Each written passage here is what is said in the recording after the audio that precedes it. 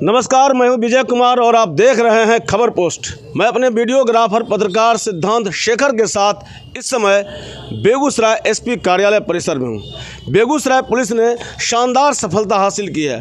5 दिसंबर 2021 को नगर थाना क्षेत्र के चट्टी रोड के पास बदमाशों ने कपिलेश्वर मंडल के घर में लूटपाट की घटना को अंजाम दिया था। अहले सुबह उस लूटपाट की घटना को पुलिस ने उजागर कर दिया है और उस लूटपाट में शामिल बदमाशों को गिरफ्तार कर लिया है। नगद भी बरामद हुए हैं और जेवरात भी बरामद हुए हैं। इसको लेकर लगातार प्रदर्शन भी हो रहे थे, व्यावसायिक सड़क पर उतर आए थे। मामले को उजागर को लेकर आखिरकार पुलिस को सफलता हासिल हुई और उसमें शामिल बदमाश पकड़े गए। आपको बता दें कि आज एसपी अवकाश कुमार ने घटना में शामिल बदमाशों की गिरफ्तारी को लेकर प्रेस वार्ता की और तमाम जानकारी दी। उन्होंने बताया कि जो लूटपाट की घटना हुई थी उस घटना में 8 बदमाश शामिल थे, जिसमें से 4 गिरफ्तार हो चुके हैं और इसका सरगना जो है वो गोपाल चौधरी नाम का व्यक्ति है, जो पश्चिम बंगाल का रहने वाला, और एक शशि ठाकुर जो फिलहाल फरार है। पुलिस की गिरफ्त वो नहीं आया है। दोनों सरगना थे और ये लोग लगातार कई घटनाओं को अंजाम दिए थे।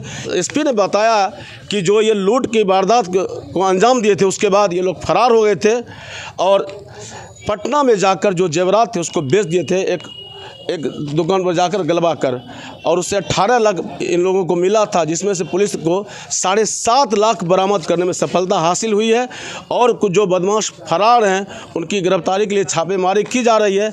उम्मीद है कि जो रकम है वो भी बरामद हो जाएगी। आपको बता दें कि लुटेरे गिरोह का उद्भेदन में बेगूसराय के तेज तर्रार पुलिस अफसरों की बहुत बड़ी भूमिका रही है। सदर एसडीपीओ अमित कुमार के नेतृत्व में छापेमारी दल का गठन किया गया था। इसमें मटियानी के थाना अध्यक्ष विवेक कुमार, मुफस्सिल थाना के जेएसआई नीरज कुमार सहित कई तेज तर्रार अधिकारी इसमें लगाए गए थे।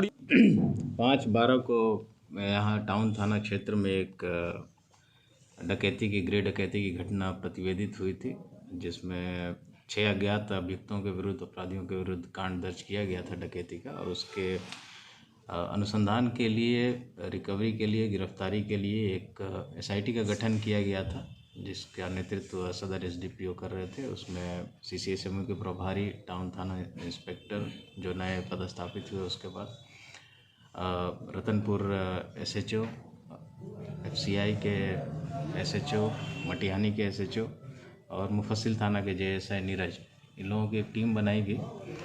इस टीम ने घटना के बाद कई सारे सीसीटीवी फुटेजेस का अवलोकन किया। टेक्निकल सेल ने टावर डंप और इत्यादि टेक्निकल जितने भी पहलुओं से अनुसंधान हो सकता था उसको हम लोगों ने किया।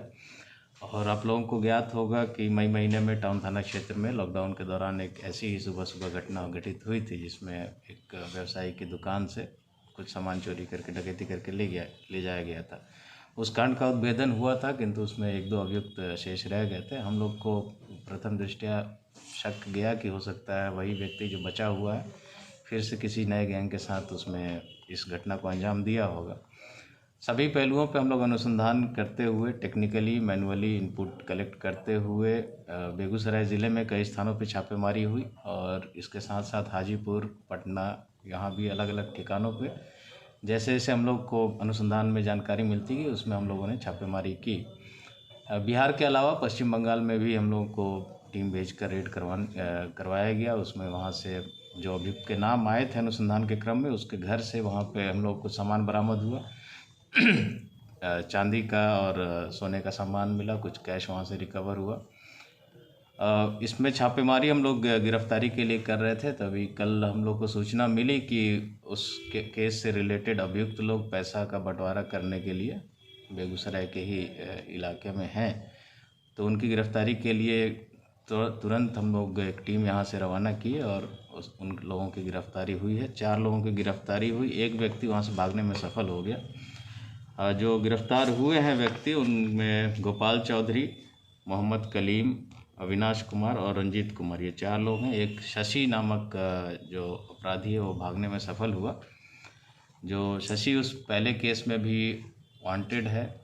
गोपाल चौधरी, कलीम, अविनाश और रंजीत गिरफ्तार हुए, इनसे फिर पूछताछ किया गया। वैसे हम लोग अनुसंधान ऑलरेडी हम लोग का टेक्निकली और मैनुअली पहले से इतना हो चुका था कि यही लोग हैं, ये हम लोग को क्लियर था।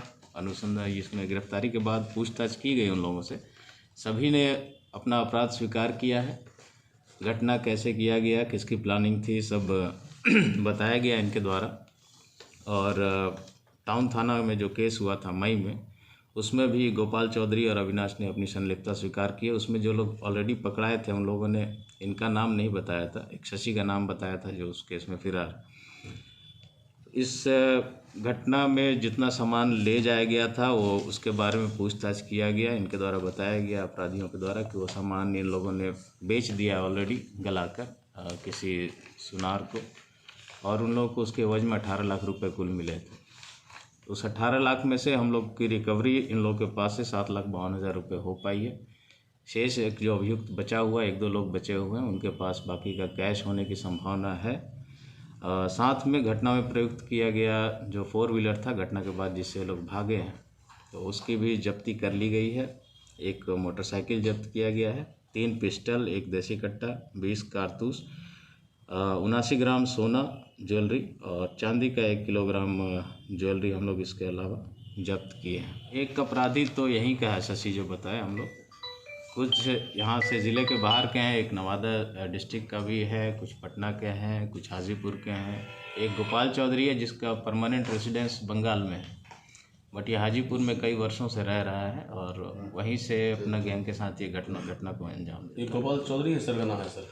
गोपाल चौधरी और शशि, ये 2 लोग मेन नाम आए हैं इसमें, जो मास्टरमाइंड है, प्लान करते हैं और बाकी लोग को अपने साथ रोपिन करके घटनाओं को अंजाम देते हैं। घटना में 8 लोग शामिल थे प्लानिंग को लेकर। घर के अंदर 6 लोग गए थे।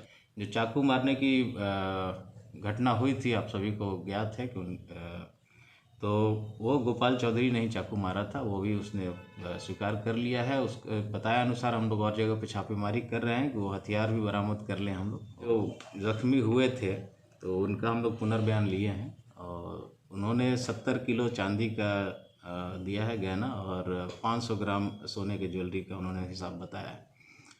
और इन लोगों से जो पूछा गया तो इनके द्वारा बताया गया कि हम लोग तो जो गलाकर बेचते हैं तो सुनार हम लोगों को 35% जितना उसका कॉस्ट होता है, क्योंकि चांदी के बहुत सारे गहने जो थे इनका कहना है कि बहुत पुराने थे।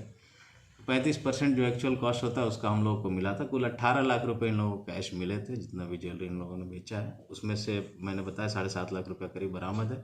1 किलो ज्वेलरी और बरामद है चांदी की और 80 ग्राम करीब सोना बरामद है। सर, एक हमेशा आपका बेहतर रिकॉर्ड रहा कि जितनी लूट बताई जाती है उससे ज़्यादा रिकवर हुआ है। पिछले 2 घटना में बरौनी में लूट कांड हुआ था, उसमें भी, और तेगड़ा बैंक है ये, इसमें भी कुछ इस तरह का आ रहा मामला कि सर जितना बताया गया उससे अधिक नहीं, अधिक तो रिकवरी नहीं कर पाए हम लोग, मतलब जितना था उतना भी रिकवर नहीं कर पाए अभी तक हम लोग। मैंने बताया 2 अभी भी अभियुक्त हमारे पहुंच से बाहर है और इन लोगों के द्वारा जो बताया गया वो सामान सारा इन्होंने गला कर बेच दिया। तो एक्चुअल सामान तो रिकवर कर पाना अब संभव नहीं। हम लोग का प्रयास है कि जिसको इन लोगों ने बेचा है उसके यहाँ से जिस भी रूप में हो हम उस सामान को बरामद कर सकें और जो अपराधी बचे हुए हैं शेष उनको गिरफ्तार करके कानून के दायरे में लाएं। कलकत्ता में जाकर बेचा था सर?